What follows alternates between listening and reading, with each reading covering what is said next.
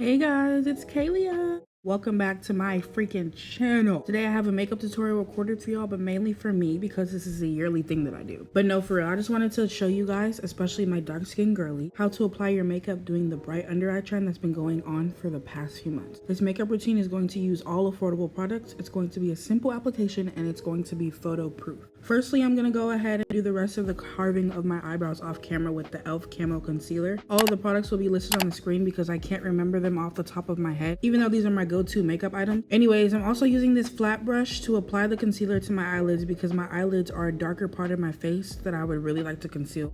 Right now, I'm just showing you guys how my face looks so beautiful without no makeup, but it's about to be way better in a second. I'm sorry that I was talking so fast earlier because, yeah, I didn't have time. I'm just applying that on my eyelid. I'm not doing too much, just 2 dabs is all you really need. So you don't want too much product on here. That makes it crease up. And we're in the summer. We need our stuff to last. We need it to not crease up. We need it to stick. We need it to stay. Also now currently using the flat brush to bring the concealer down below my eyes because I know you can see in the clips that my top of my eyelid and the bottom of my eyelid are both the darkest parts of my face. So I want to conceal those with the concealer and I want to pat the product where it needs to go before I blend it in with this brush. This brush name will be on the screen. This brush is what I use to blend in all of my heavy blending because the key to a perfect summer makeup look is to blend. We need our stuff to stick, blend in with our skin. We don't need it on top of the skin like makeup tends to be portrayed as. We want the makeup to be one with our skin. We don't want it to just sit on top of there. That's what cakiness is. We don't want it to be blotchy. That's what under blending is. We want the makeup to look like our skin. That is the goal, to blend with all of your imperfections, to cover them but also blend with them to make your makeup look as real as possible. Because I think we tend to be caught up in what makeup looks like online with all the filters and everything on top of it, but makeup is not your skin. Makeup looks like makeup. It's makeup. But the goal of this routine is to get it blended in a way that will never have anyone detect that you have the makeup on that you do. They might detect that you have makeup on, but not to the extent that you put it on, baby. So just watch me blend and look in the camera and be excited that I blended it this well. And 10:30, no later than drop them drawers. I know what you want. I ask myself, is this shit real? I contemplate about how I feel. the next thing that I'm going in and doing is setting my eyes with the product that is on the screen. The name will be listed, I promise. This is a powder. I absolutely love this powder. It's in deep dark. It perfectly matches my skin. It makes the makeup stay. When I say stay, it makes that makeup stay. I use the same blending brush and I pat that powder into my eyes, into my creases. It also evens out my eye color because my concealer is a bit lighter than my face. The powder is a little darker than that, but still lighter. Incorporate the spots of definition that I wanted on my face in order to have those highs and lows. It still allows a seamless blend on my eyelids. Waiting out a minute for you. I know you got me falling from the ceiling for you. Knew it from the start there was no limit to you. And I'm catching feelings, baby. Next, I'm just going in with this mascara. Really cheap, really affordable. I literally saw it in Ulta in like tubs of it on sale. Like, this is the mascara. I don't know why it's so slept on. As you can see, my brush is bent and I feel like everybody should be bending their brush. This is the tip that I'm showing you, y'all. Everyone should be bending their brush because I just feel like it makes handling your eyelashes way easier if the spoolie is a little bit bent. Like, it just makes it easier. It makes application smoother. It allows for more control with your hand. So yes, I'm just coating my eyelashes because I'm gonna put lashes on, and just so that my eyelashes blend a little bit better with the thick eyelashes that I'm gonna be wearing. My eyelashes are not black, they're off black, so I want them to look black under the eyelashes. I'm gonna put my eyelashes on and I'm gonna be right back. If you want to know what eyelashes I use, I can insert it in the description.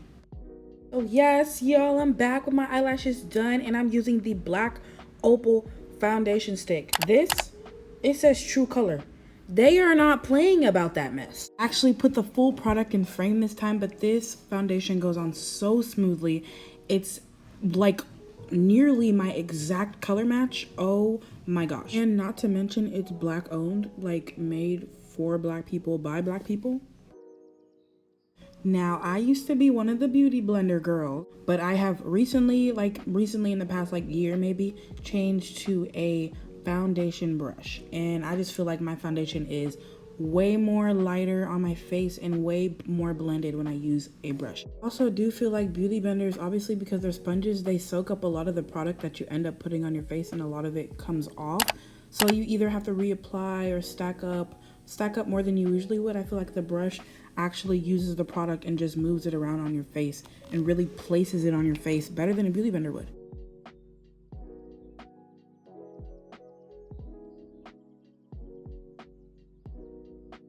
These two clips are a perfect example of how fast my mood changes, because what the heck. But anyways, I'm showing you guys on the screen how my face looks with no dimension, just the foundation blended out and my eyebrows done and lashes on. So next we are going in with the Fenty Beauty Concealer, and this is where I'm going to highlight all the high points of my face. I'm going to add this to my under eye. I'm going to add this to my tip of my nose, the bridge of my nose.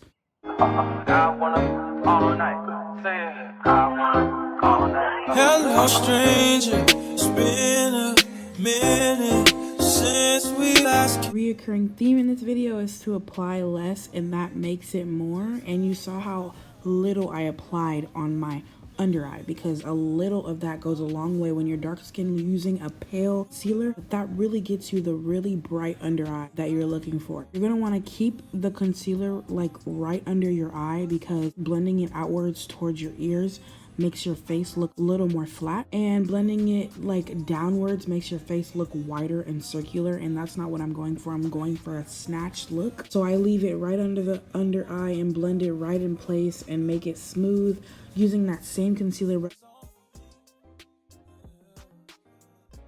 Now, as you can see, as I'm turning my face from side to side, that the concealer is under the eye and my face looks a bit flat and kind of not put together, because it's just foundation and then concealer under it.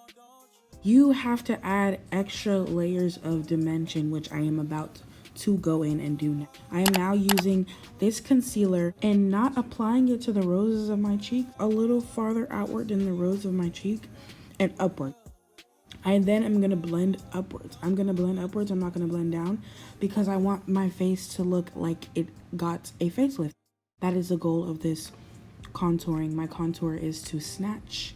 It's also to define where the bright under eye is and make that kind of distinct from where the cheek is at.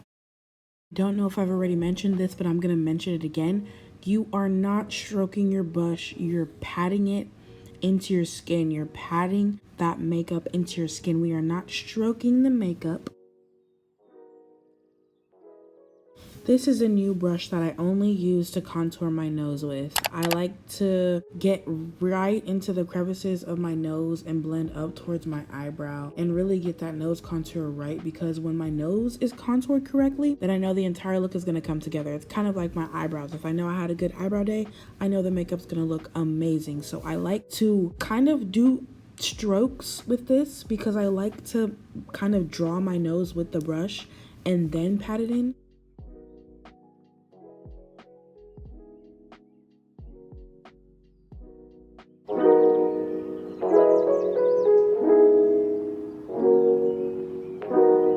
Now that my nose is completely blended, I'm going in with the flat contour brush, just making sure that the contour is really seamless on my face. Going in, looking close, making sure that the outside lighting is corresponding with how my face looks, because I don't want anything to look weird in different types of lighting. Now that I've contoured,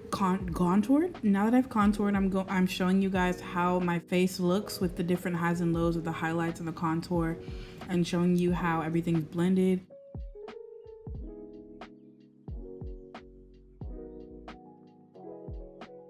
So now I'm just taking the setting powder that I used earlier and I'm pouring it on any surface I can find. That's usually what I do. I go in with usually my beauty blender, the flat part of my beauty blender, but I couldn't find it in this video. So I am putting the setting powder right under the area that I contoured and making sure that I allow that area to be very sharp on my face. Then put the setting powder on top of my concealer like I did on my eyelid. For the same reasons that I said before, I just the under eye area not to be as harsh because the powder is a little bit closer to my skin color. I just leave that there for a few and you're gonna see what I do next.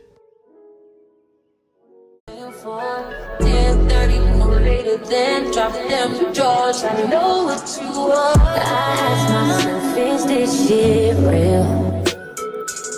I contemplate about how I feel, but you make it way too hard to think that this could be what you love. It took a lot of hard shit just to learn how not to break down and stop it. No matter what I've seen in the past, I won't let it impact how we grow now, baby. I can't let it slip away, drift away, can go to waste, I stay straight to your face, won't contemplate, you got to play that. I'm now putting mascara on my bottom lashes just to make it a little bit bolder down there. After this, which I should have done the mascara at the very end, but after this, I have a lip combo video on my channel. If you want to go see that, you can. But this is the game changer. I am putting this NYX crayon on my eyelash, lower eyelid, tear duct area, and this just makes my eyes look a bit bigger. Hello, stranger. It's been a minute since we last kicked it. And by the way, just got in town, and I won't let cumulus clouds all in the sky ruin my vibe. Usually I don't do this often. Yes, girlies, we're nearing the end of this video. I hope by the end of this video that you can now smoothly and delicately and amazingly, and I'm looking for the word and I can't find it, but I hope you can apply your makeup better than you did before. I hope I gave you some tips that are helpful. I hope that you like this video, and if you did, please subscribe. Also, in the description I will have some affiliate links to some of the products that are in this video. If there's a product in this video that you have never seen before until I mentioned it, please use my affiliate link. I would really support it. I would really appreciate it. Come through and chill. Just say you will. Come through and chill.